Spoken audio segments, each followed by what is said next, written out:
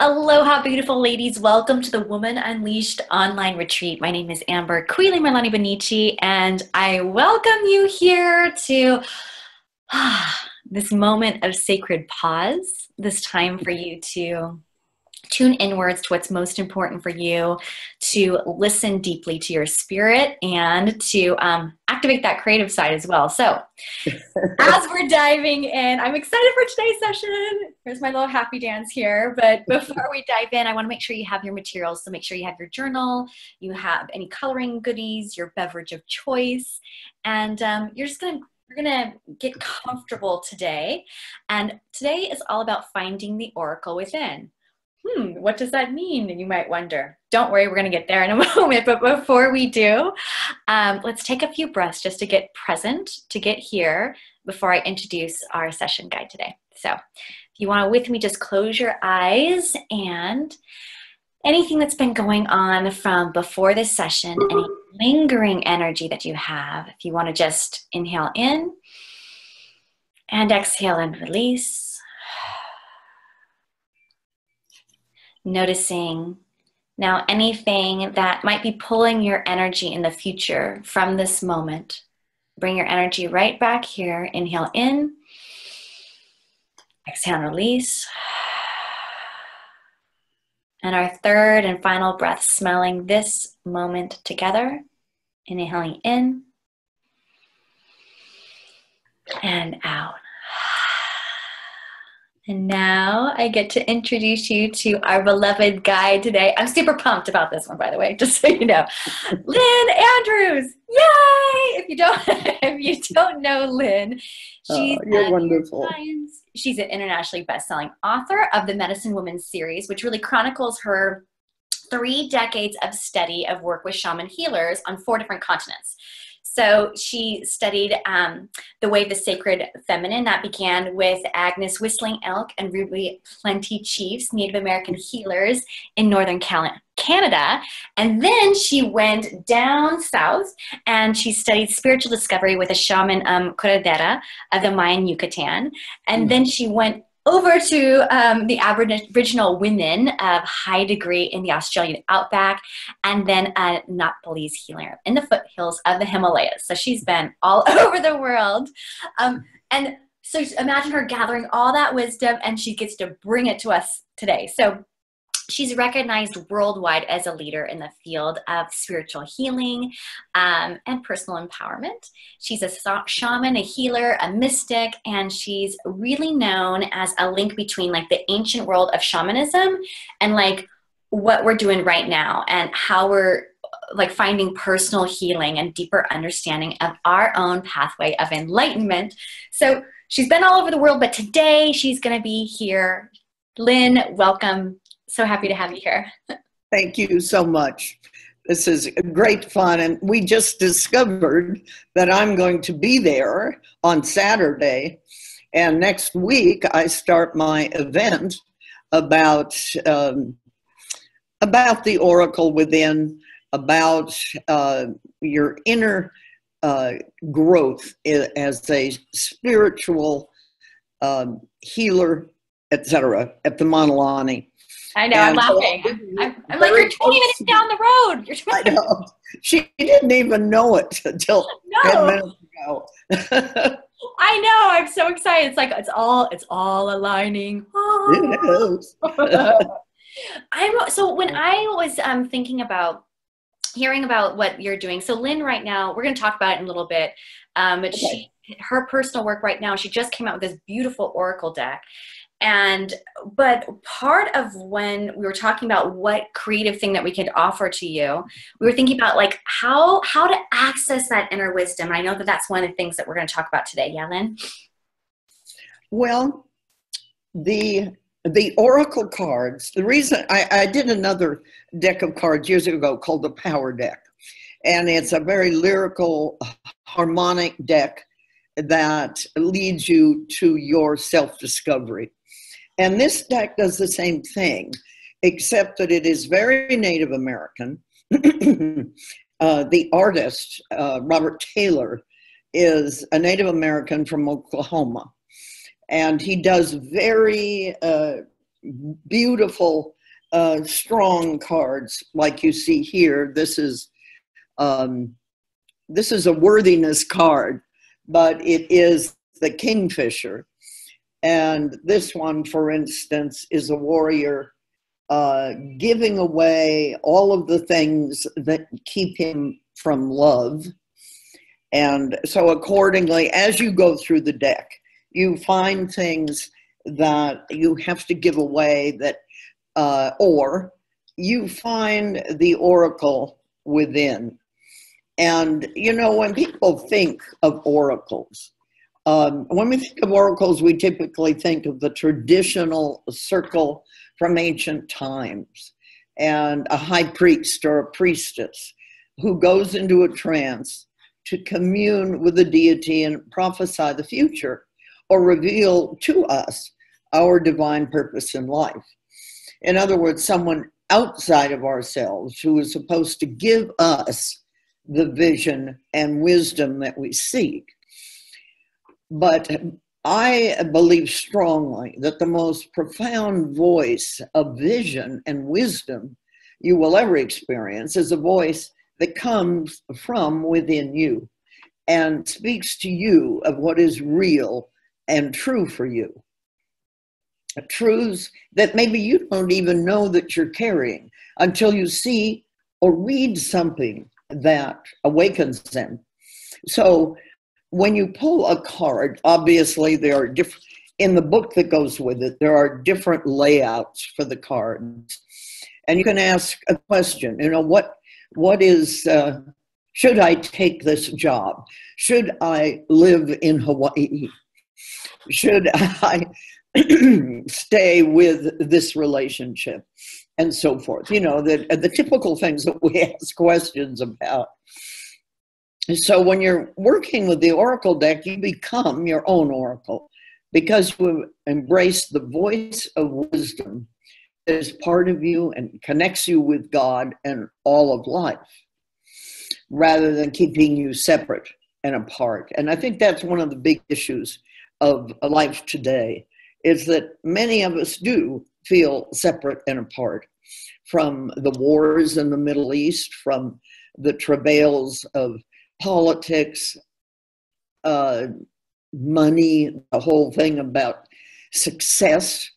And you know, success is really something that comes from the way that you think, the way that you approach the world, has to do with your fulfillment in a way that perhaps is your responsibility in life. We often think, well, there's a war in the world.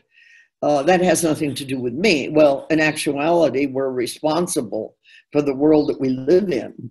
So if we're responsible for our reality, then there's some part of us that is at war. Somewhere inside of us, there's a war within us, if there's a war in the world. And a lot of people argue with that because they feel they have nothing to do with that, but you do. Your thoughts every day are a substance, and that substance is the exact same substance that creates war, but it's a different arrangement and a different quantity. I'm sorry, I've got a little bit of a cold. Aw, sending you some good healing vibes. We're all going to send you some vibes. Thank you. Anyway, something really hit me the other day. I've known this for years, and I'm sure you have too, Amber.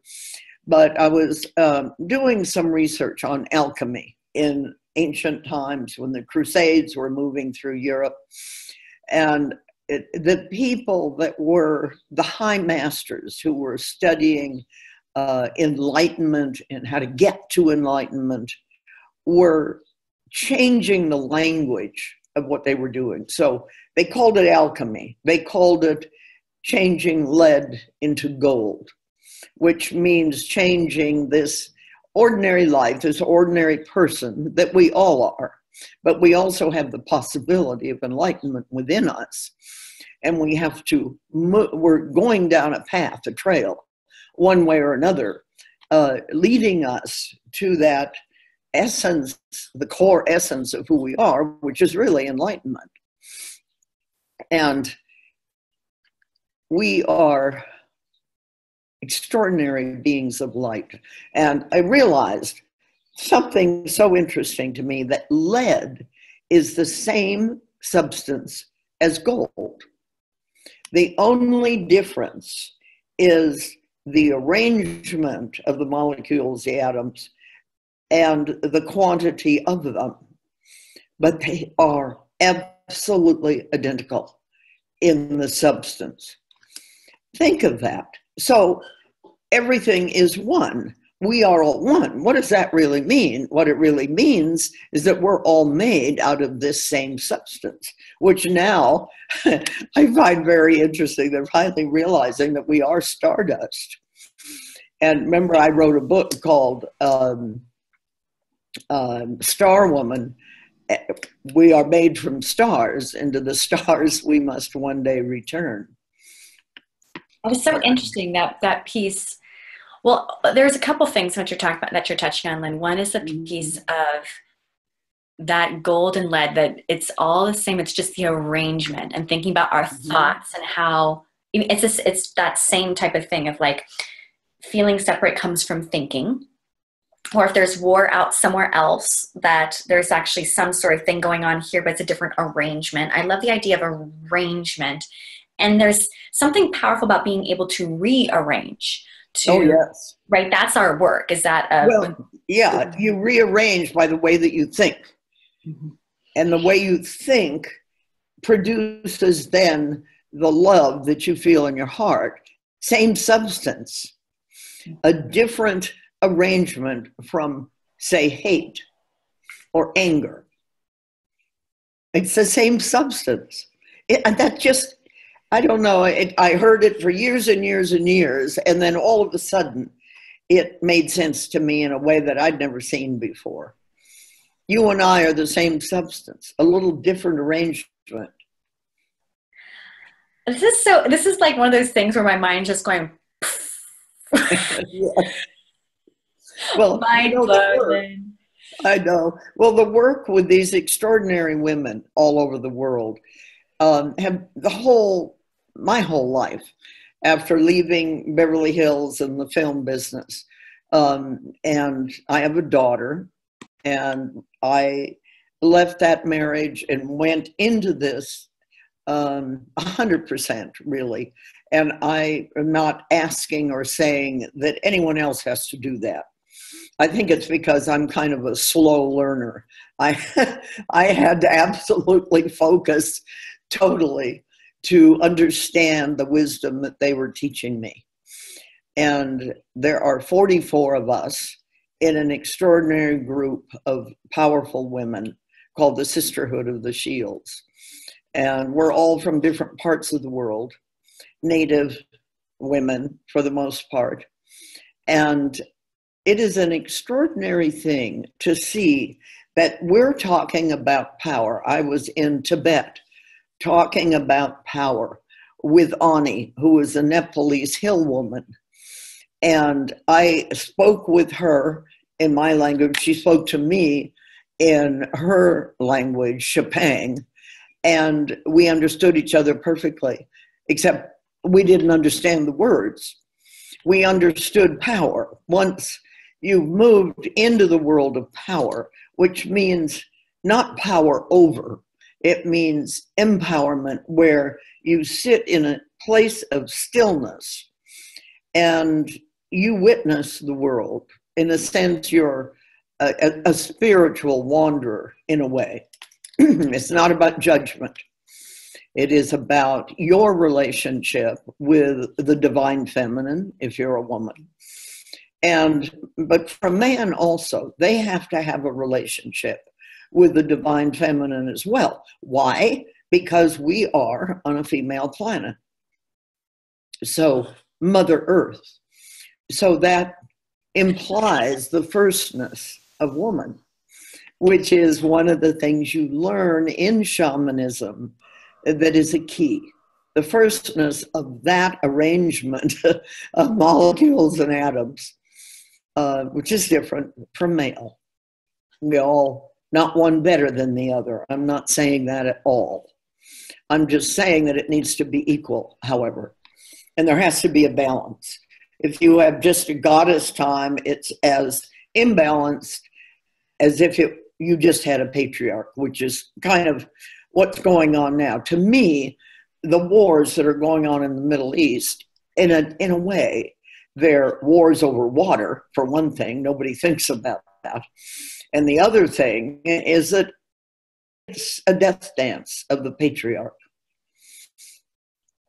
I guess that's a little strong for this program, but no, I don't think it's no, I don't think it's strong for the program. I actually, when you just said that, I had a vision pop, like a visual pop in my head. I was like, oh yes, like yeah, I could see that. Like the final, it's like the final. Yeah, and it's not that I'm judging.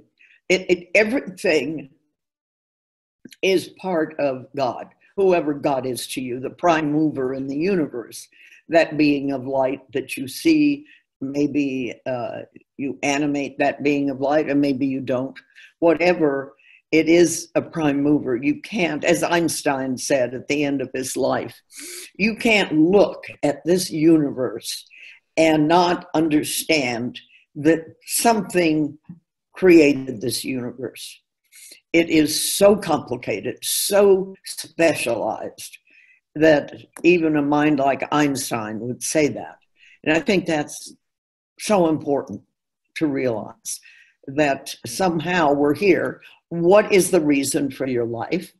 Why are you here? That's one of the things I do with my teaching, is I help you to understand why you were born and who your guardians are. Who are your ancestors? Why do you have your little feet planted on Mother Earth? You know, why not Mars or Jupiter or some other galactic experience? So I think Earth is a schoolhouse, and we come here to learn about ourselves. It's about self-discovery, but we're all one with the Great Spirit. So the more you discover about self and about healing and about the magical quality of your body, the closer you become to the Great Spirit. Great Spirit is in us, and we are in the Great Spirit. So when we're looking at now connecting to Oracle, finding the Oracle within. Right. It's like, I think part of it is like that constant question, or that questing for why am I here, or how can I offer something of significance, or even like the question of like making right choices. There's something about like wanting your life to be more than just a moment. Yeah. So talk to me a little bit about, because I'm hearing we're talking about spirit and our connection to Great Spirit. And then it's like the Oracle within, right? And so it's like this whole combination of like there's spirit, but we're all one, right? Right. Yeah. And then listening inwards instead of listening outwards. That's part of the Oracle within part. So how do we start to access that? Like, I understand the piece about, using your Oracle deck, which I think is beautiful. And we're going to have a link for people to check it out. And I'm wondering, like, for right now where people are at, Native traditions, they didn't necessarily had Oracle decks. Like how did they access their Oracle in, or what are ways that you recommend doing that as well? Well, in ancient times in Tibet, for instance, I went to a very obscure monastery that Ani actually took me to, and I knew that there was someone there that wanted to speak with me. And it was a monk who had not spoken in 30 years. And we did ceremony. He was Buddhist. You walked into this hall, ancient wood, and at the end of the hall was this golden Buddha that was from floor to ceiling, and they were doing their chanting and all of this. And then this monk came out, walked down an aisleway, and said, his way of saying hello, namaste.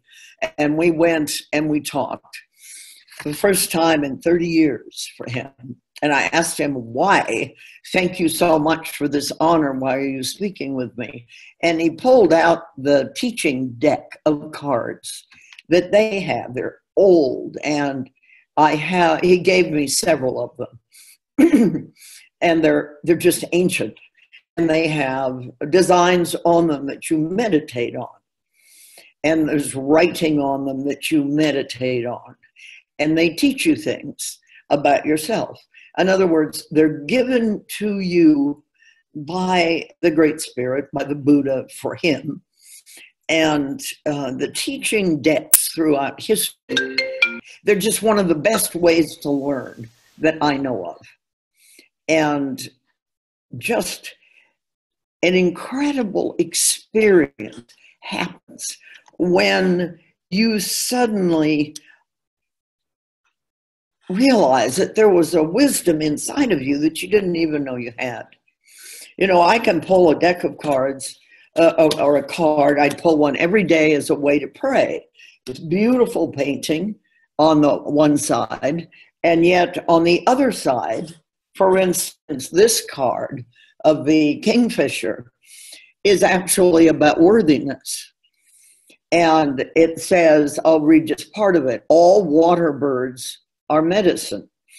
If followed, they lead you to water, the essence of life. The kingfisher in particular represents healing. One would wish any wound, physical or psychological, would mend as quickly as the water's surface after a kingfisher's dive. So the kingfisher is like the intrepid warrior that you are. To solve your problems, you move deeply beneath the surface of your emotions into the troubled waters, searching for early reasons and conditioning that caused your pain.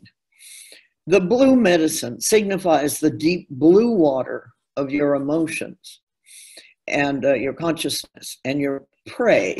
In other words, who you're looking for in the world is in a way, an inferior sense of well-being and worthiness.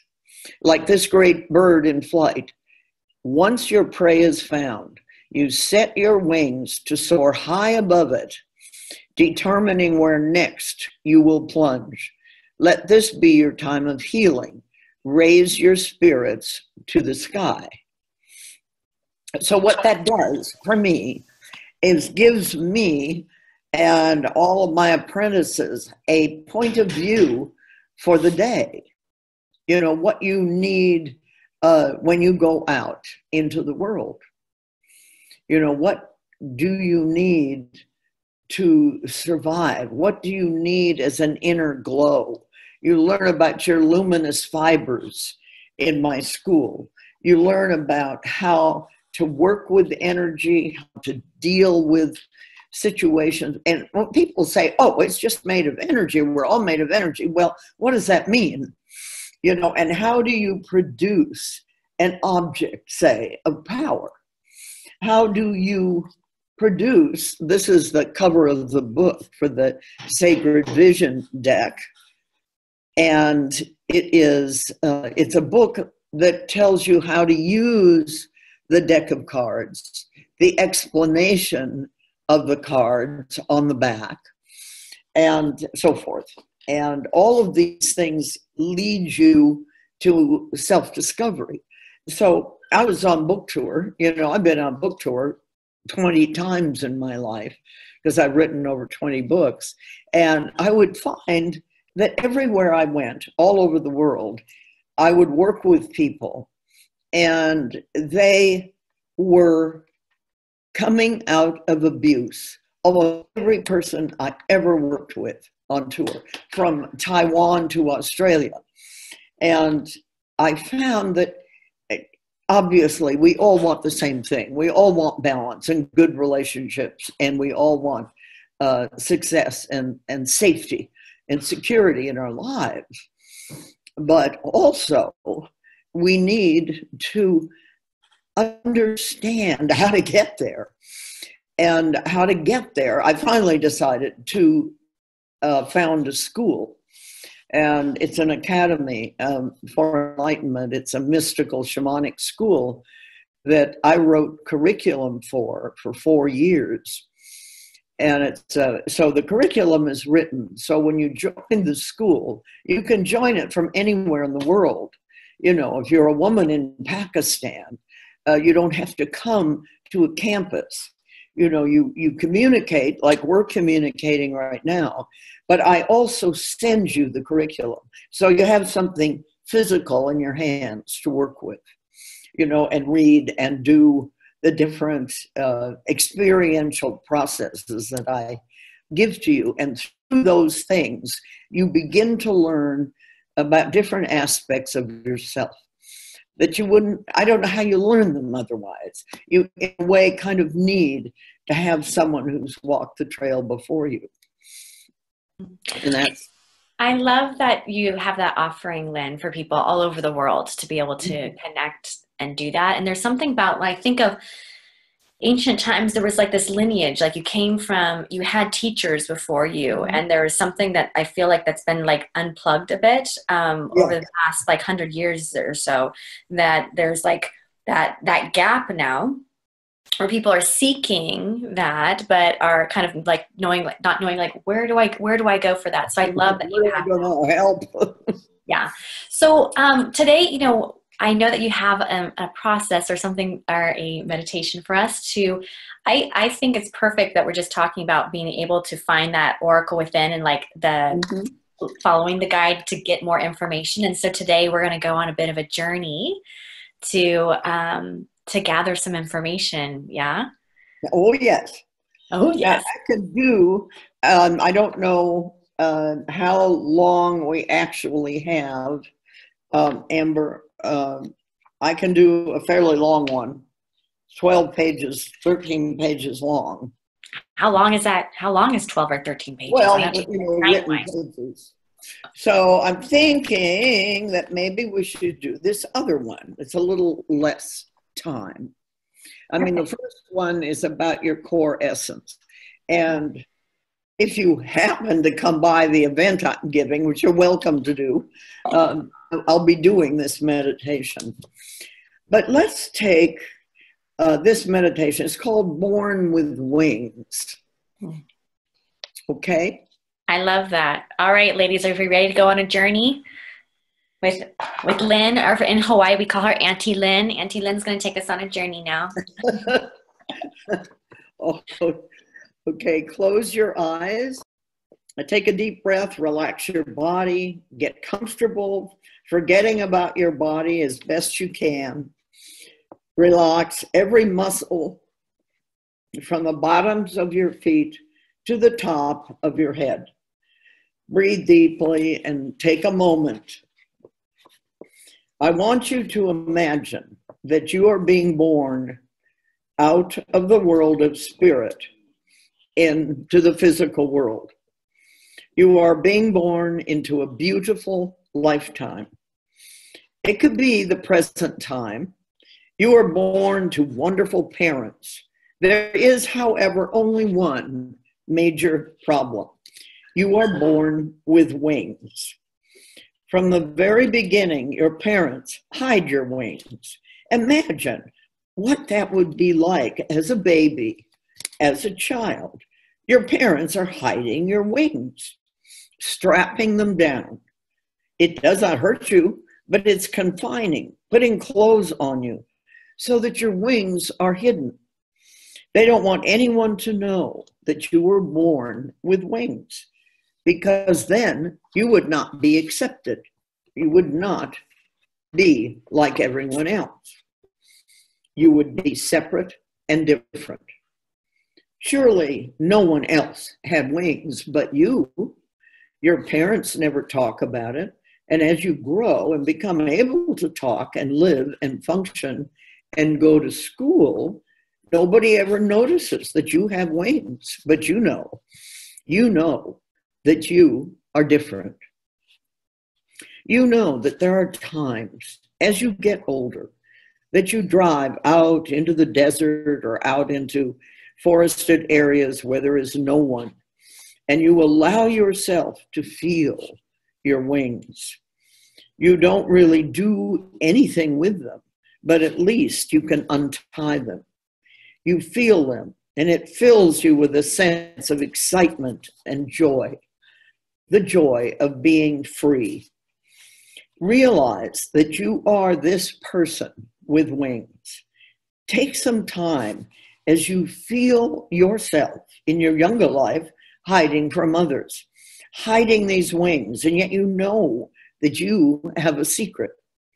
You know that your secret is something that makes you feel almost like a freak, but you know deep inside that you are not a freak at all. You have something special, but you cannot share it. Not even your parents will speak about it. Take some time to imagine this fully. What is it like to be a person with such a beautiful gift and you can't even talk about it?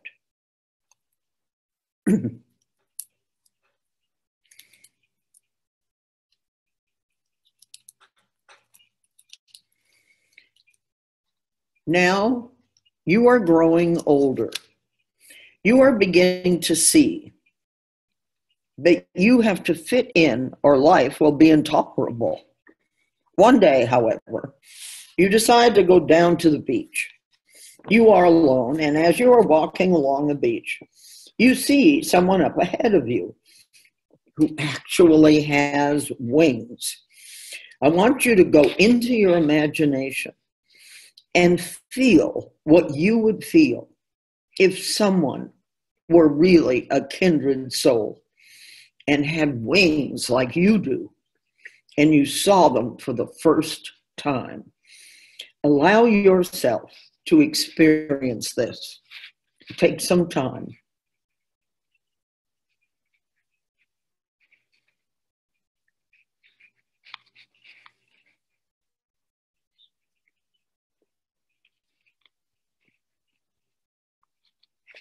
And now you walk up to this person who has unfurled their wings.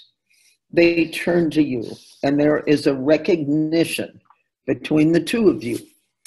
Without saying a word, you take off your jacket and unwrap your wings. You begin to unfurl your wings for the first time with someone watching you. It is a most extraordinary experience of freedom.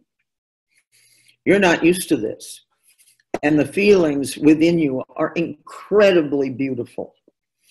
This person watches you, feeling your joy, feeling all the pain that you have felt, and yet they are excited that there is actually someone with wings just like them. And you're so excited to see someone else with wings just like you. You feel the resistance of being yourself, of being discovered. I'd like you to take some time as you explore that sense within yourself. Explore the resistance and how you feel it, where you feel it in your body.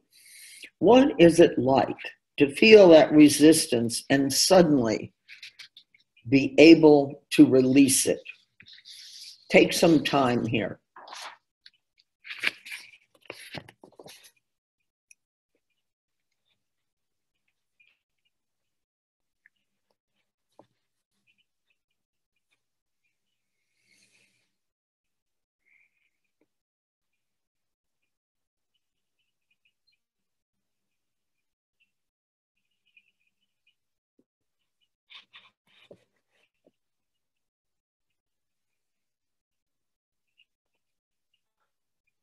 If you have felt that resistance, you completely and totally let that resistance go. You open your wings and flap and unfurl your wings into the wind. As you are holding your wings open, feel within your body a soaring quality. Excuse me. Your wings are not fashioned for you to fly, but you feel like you're flying. You reach out your hand to this other person who has wings, and you share with them a feeling of mindless excitement and joy. Take a moment.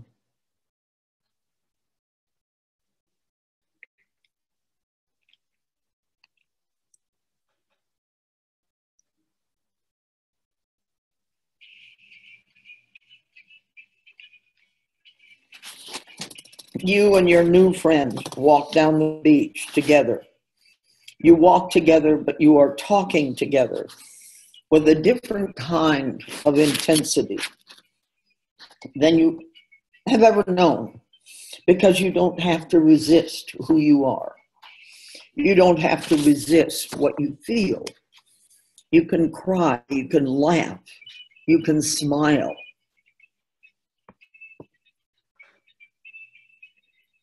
You can be creative, and you see the world in a whole new way. Take some time as you look at your world. There is no one around watching you. There is no one around asking you anything or wanting you to cover yourself up. Now you can be who you are. Take some time as you enjoy this feeling.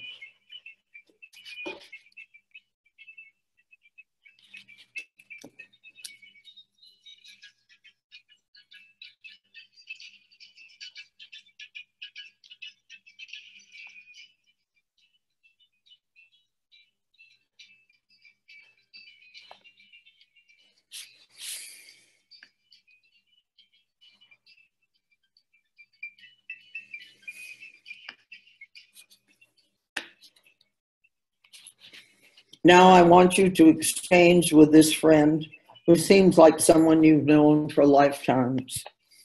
Tell them what you have been feeling all of your life. You are sharing secrets with this person. Then let them share their secrets with you. I'll give you some more time here.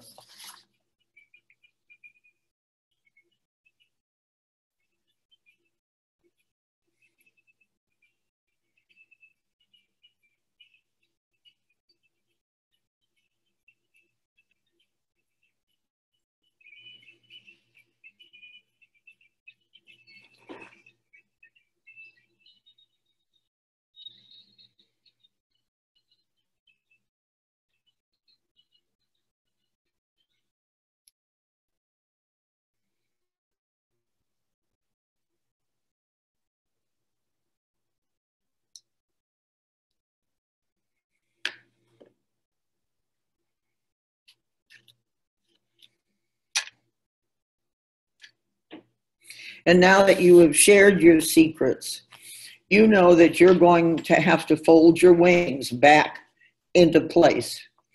And you help your friend. And your friend helps you.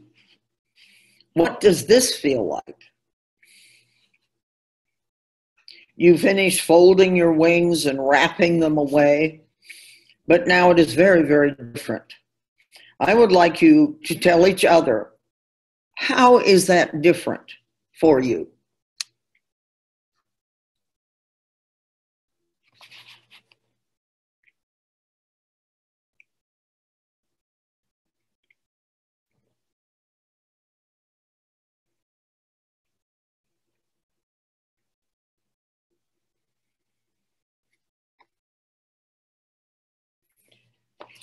And now that you have shared your bliss of being free, now that you have shared the beauty of your original nature, it is not so hard to be more secretive about these beautiful wings and what they mean to you.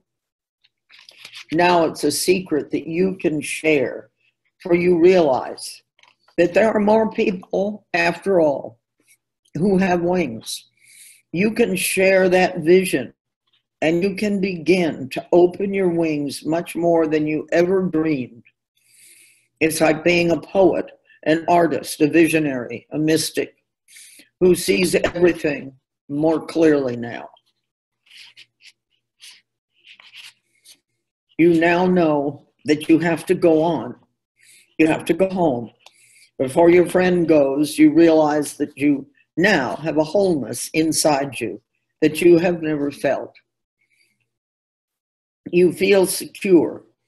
You feel softened in some way and filled with an overflowing of joy and creativity that you perhaps never had.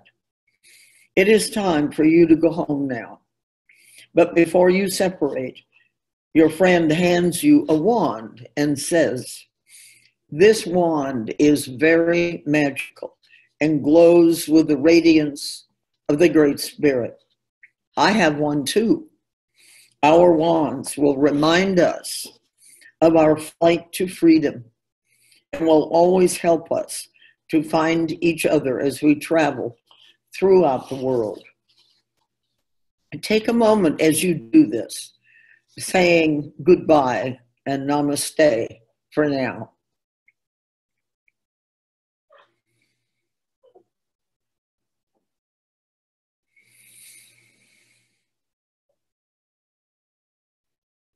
As you leave your friend, you find yourself moving towards home.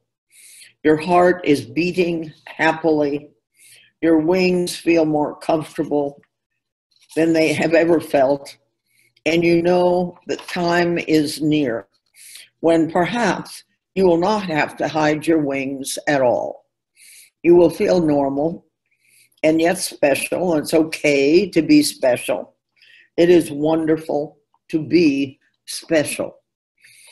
Take a deep breath and allow yourself to let the images slowly fade away and bring yourself back into the room slowly as it feels comfortable.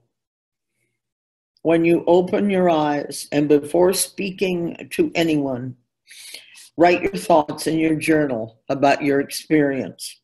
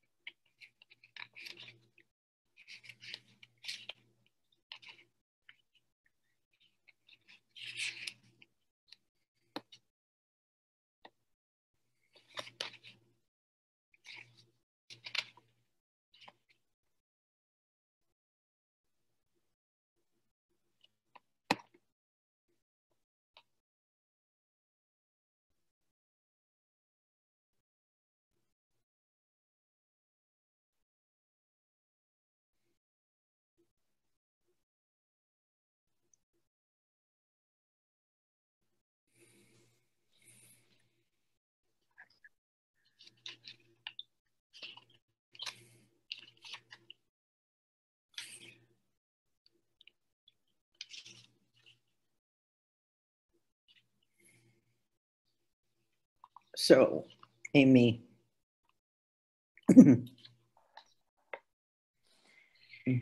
Amber, should I stay quiet for a little longer? No, I think it's good. I think, ladies, if you want to continue writing, you can pause and continue your writing. This was beautiful. I would love, ladies, for you to share in the Facebook group, um, for you to share some of what came to you during that. Yeah, during that time connecting to your wings, to that time to, what are the messages that came about that? I had many that I thought was, I mean, my big one was that there are others too, and that there's something about activating one another that came through on my thing. So I'd love to hear from you, ladies. What came from your meditation, and also that any ahas that came from our conversation about that oracle within, and some of that. I'd love to hear that in the group. Thank you, Lynn. Welcome. Beautiful. I so enjoy that meditation. Oh my gosh, it's beautiful. It's just beautiful. So I know that you have a way for women who want to continue like tapping into this oracle within, or it being able to listen to that oneness in a different way. So I know that you have something special for our audience today on power. Power animals. Yeah. So would you like to share some about that, and what that is and how our people can use that? Power animals, a meditation, is a wonderful meditation. Why we do it is because actually we have a power animal that came in with us when we were born.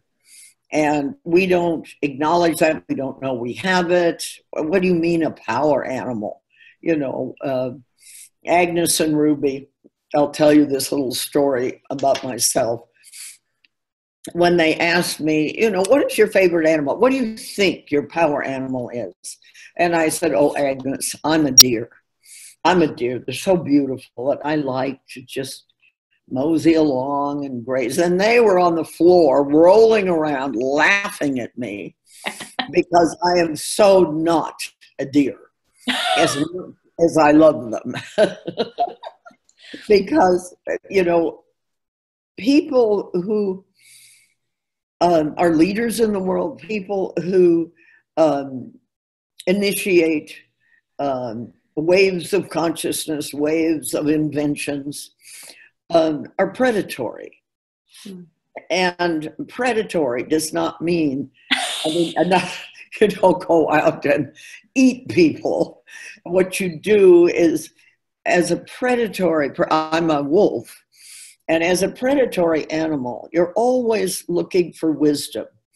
The original lycanthropy, which is teacher, was a wolf. And the wolf goes into the water, shows its pups how a duck will flail around and act like it's been hurt to keep you away from the eggs or the little ducklings. And the wolf will teach their pups all of this.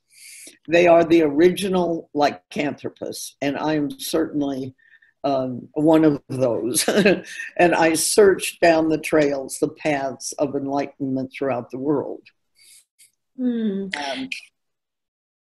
love that. So it's like a way for ladies to learn a part of themselves, like a deeper part of themselves, and be able to see. Oh, yes. Yeah. But what happens with power, it's one of the most important things I ever learned in this study, is that your power animal is really your original nature. So if you're predatory, say you're a jaguar or an eagle, a bird of prey, you have to hide that quite a bit in life because people are afraid of you. I would go into a room as a young girl, my eyes, I would always pin people. I love to look at things, but when I look at them, I don't take my eyes away. I just really look at them, and it makes them feel like I'm looking, for a prey in a sense. Like a wolf will look around and then they'll find their prey and they look at it And of course, then the other animal knows that they're in trouble. And it's a predatory universe. It's something that I've never come to terms with completely. But it's something that we have to learn about and understand in terms of our own original nature. If you're not living your original nature, you're like that person with wings, with them all wrapped up and hiding, because you are not being who you truly are. So how do you find who you truly are? That's why I have my school. That's why I give these events like the one at the Monolani. I give that event so that people have the experience in a very beautiful place of their own authentic self. Whether it's you in business trying to be successful, what's keeping you from your success, what's keeping you from your relationship that's good for you, etc. And we go into all of that because there are very few places that you can find out about your original nature in a spiritual way. That's why I have the school. People want today, they want instant knowledge. They want a car, they're going to buy it tonight, you know. And you can't buy enlightenment. You actually have to work for it. You have to train yourself. You have to learn about the consequences of negative thought, for instance, of anger, and the things that, you know, all of us have emotions, and we all get angry, and we all do things that maybe we wish we hadn't. But you have to identify those things, those places of weakness, perhaps, in yourself, those flaws. I have a wonderful story.